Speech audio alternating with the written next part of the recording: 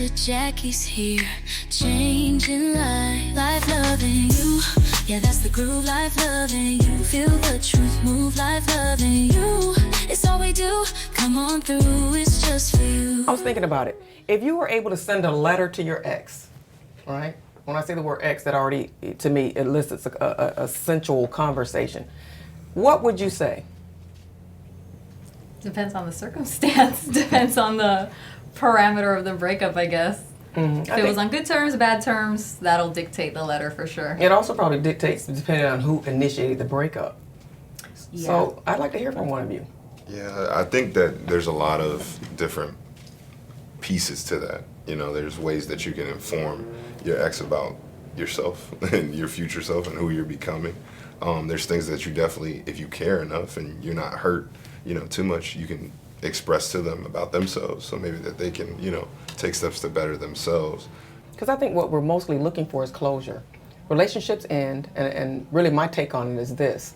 A lot of times you're in a relationship and you're starting to read the writing on the wall, but it takes courage to really walk away. So a lot of times we're hoping that things are going to change magically, that something's going to happen that hadn't happened so far. So we kind of stay in it for a while. So when that happens and you don't really breach the relationship when you should, it usually ends in a pretty bad way. It's almost like a double-edged sword.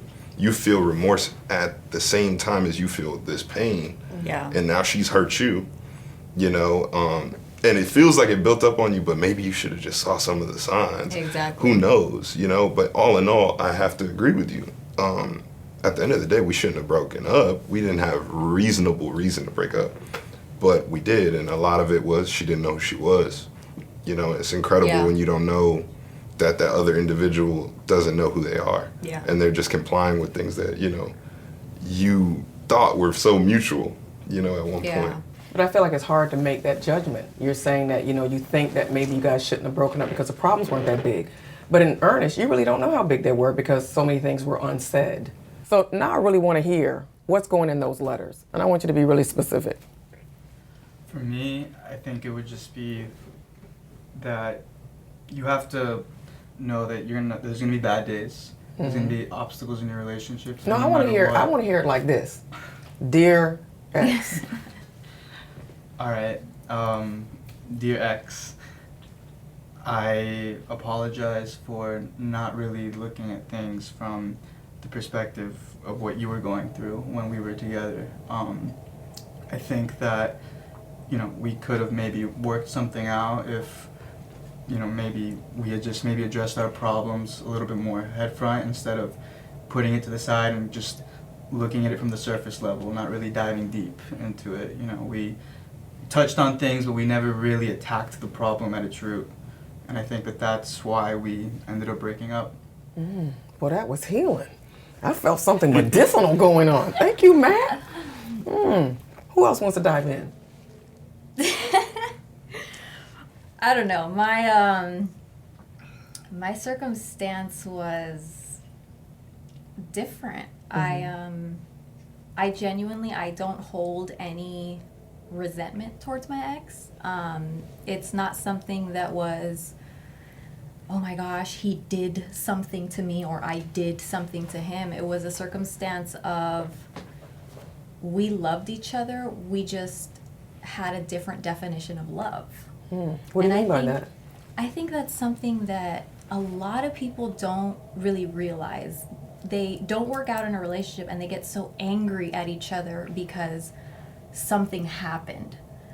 A lot of times something didn't happen. You guys are just two different people that love in different ways. So what do you mean by that when you say your definition of love was different than his? Well, like specifically? Yeah, I mean... My definition of love is more, I don't want to say unconditional because most things are not unconditional in this world, realistically, but a lot more unconditional than his. I think that my love ran a little bit deeper as far as what I was looking for, more of an emotional connection, more of a long-term support system versus something very superficial, which was his definition of love. And I don't discredit his love, but it was in a different way. His upbringing. What did his love look like? His love looked like a standard male-female role. it looked like, I'm the man, this is what I do as a man. You're the woman, this is what you're supposed to do as the woman. But as far as an intellectual connection there or an emotional connection of stepping beyond that, it wasn't there. Okay, but I'm having trouble understanding what you mean by stepping beyond. Okay. I don't know if anybody else is getting what she's I saying. think what she means is that she wants to be loved the way she knows how to love, and he's loving her the only way he knows how to love. But isn't that what we do in a relationship? We do, and that's okay, but that's why we broke up. Because it And just that's wasn't a okay. fit for you. Yeah, it wasn't a right fit for me. His upbringing was very different. My upbringing was very different. So his perspective of what a relationship was, and I think that's majorly relevant now, because if you don't see a dynamic that works for you and works emotionally for that other person, it's not going to work if that person's dynamic is different. Does that make a little bit more sense? Sure. So if I come from and I'm just throwing out example, if I come from a family of parents that have been married for 40 years and, that's a whole different ball game than somebody who comes from parents of a foster home that never even saw a family dynamic. Right. So those two people, it doesn't make you a bad person. It doesn't mean that you intentionally hurt each other. You just are not on the same page as human beings. And that's what we tend to, in my opinion, we tend to forget a lot in relationships. But I would really like to hear when you talk about this intellectual, this connection. Talk to me a little bit more about that so that we can understand what is your idea of an intellectual, emotional connection. For me, it is, that person trusts you. That's a big one. We throw around the word love a lot, and trust is totally thrown on the back burner. And that's, an integral part of loving someone. You have to trust that person. Yeah, otherwise you know, can't or release else, your love. Or else, you what know? are you doing? Yeah, What are you yeah, even exactly. working towards? So I think my definition was more trusting, more, like I said, unconditional, even though we need to find another word for that. And his was very visual. His was visual. Visual as in sexual, or what Visual, are we saying? sexual, visual as what others see about our relationship. We looked good together. Perception. Perception, thank Perception, you. yeah. Our families looked good together. We ethnically looked good together. On paper, we looked good together. On paper, we were an ideal couple. Now, rip up that paper, and it was a mess. It was a mess because he only knew how to have a relationship on paper. And I don't. I come from a whole nother, like I said, I'm the one with the parents that have been married 40 years. Whether it's old school or not, that's my reality. Right. So, like I said, I have no resentment towards him. My letter wouldn't be like, oh my God, I hate you. Like, I can't believe you did this to me. No, it was, I wish you the best.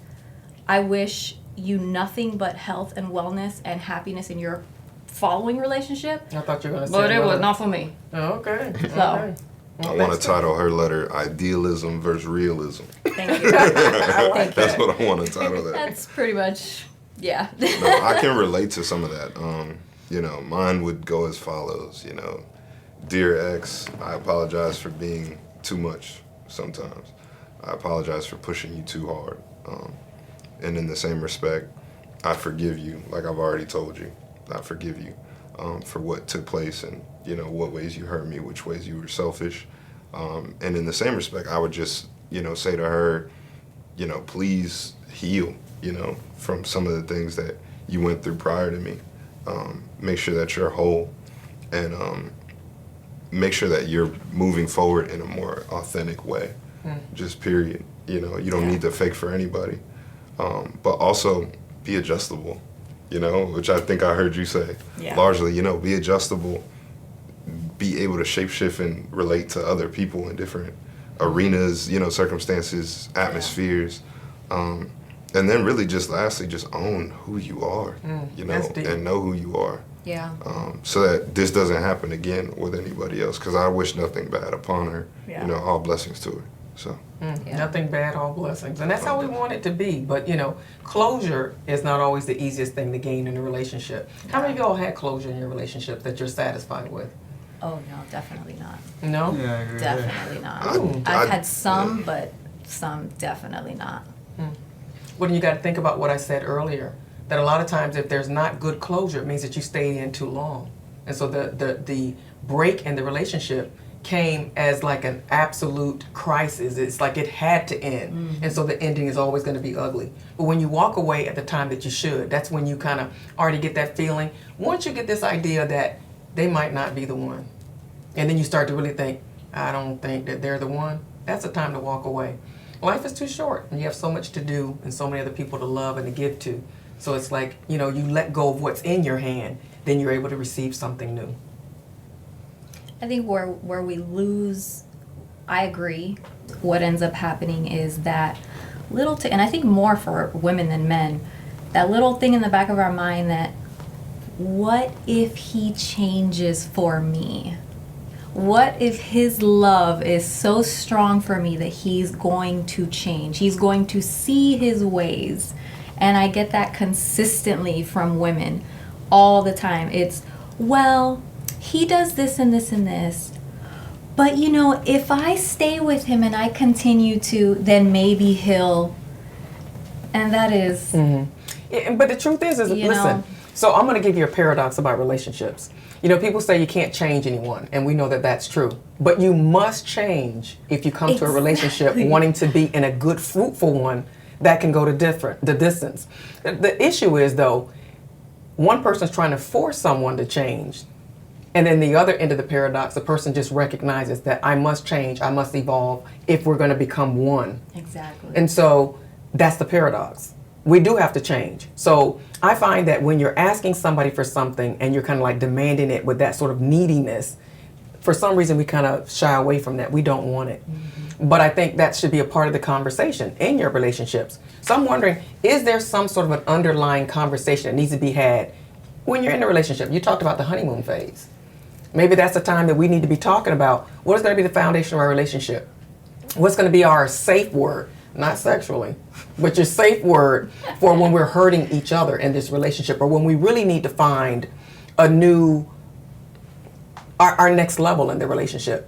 Because again, you know, you're always changing and evolving. I'm not the girl I was last year. Hopefully neither of you are the same people either. But your loved one is also not the same. So as you're changing and growing in the relationship, we got to make sure that we stay on the same page. And that's only going to happen through a good conversation. So, as we wrap up, I'd like for you all to do a round robin and kind of share what's some advice that, you know, things that you've learned through your last relationships that you'd like to share. I think pain doesn't always have to be yielded by yourself. I think you can share pain and go through it and heal together. I also think that patience is extremely key. And I think we underestimate how much patience it takes to really tolerate, you know, and be with somebody else and allow somebody else into your space. Oh my God. Yeah. That's so big. And I think we just have to realize if we're going to be a certain level of selfish, then we can't really be with anybody for real until we figure that space out. So my last piece of advice would be kind of retrospective. I think we have to internalize and really look at ourselves before we point the finger and, you know, do all that externally, to figure out, well, how am I probably pissing her off? How am I pushing her too far? How am I pushing her away even, you know, emotionally, because, you know, sometimes I don't speak about my emotions. So, you know, that's what I would give as a word of advice. Transparency is key, and you know, communication is so vital, but you have to communicate with yourself too, you know. I think we have a major accountability problem in so many aspects. I think that, like you said, the authenticity that you bring to the relationship is key. And when you have that authenticity and that confidence, that just opens up the door to make the right decision. If you have the confidence to make the right decision, the universe tends to fall things into place. You throw things into place, you know? But like we've already discussed, it's people's authenticity and accountability. That is really, we got to work on it as a people. As women, as men, we got to work on it because we're no longer going to have families anymore. we're not going to have love anymore. I mean, kids are having sex just because. They don't even understand what it is to connect with another person. Accountability and authenticity, you know? Okay. Accountability. So that's keeping each other's feet to the fire, right? Yeah. Okay. I guess to add to that, I think that maybe the grass is greener on the other side. Like, you break up and you think that you're not gonna fight with someone else, but at the end of the day you are. And Yeah. you know, sometimes you have to just figure out, is this relationship really worth fighting for? And you know, because there are gonna be bad days, there are gonna be fights, and there are gonna be a lot of obstacles that are gonna try to tear you apart. Right. I think that, you know, you just have to know, is this the person that I'm gonna fight for the rest of my life? I love that you want to fight for. Are they worth fighting for? And so here's a takeaway from our conversation, a letter to my ex. And there's so many valuable nuggets to share. But I think the first one and most important is be who you really are, being authentic. How can you expect anyone to really love a copy of yourself? Be an original. And I think that the person that's really meant to love you will love you all the more because you're really who you are. And then number 2, being accountable.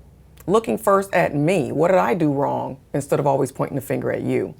Taking responsibility. And then number 3, recognizing that all good relationships are going to take some work. And if that person's worth the work, then you got to put in the elbow grease to make it happen. Also, recognizing lastly that not every day is a good day, so we got to love each other through the good and the bad. Life is just one long conversation. So join in. I'm Dr. Jacquie. Hey, Dr. Jacquie here. I'm your how-to lady. How to do life, how to do love, and how to do you, boo. So click, like, and subscribe. Stay tuned for more to come.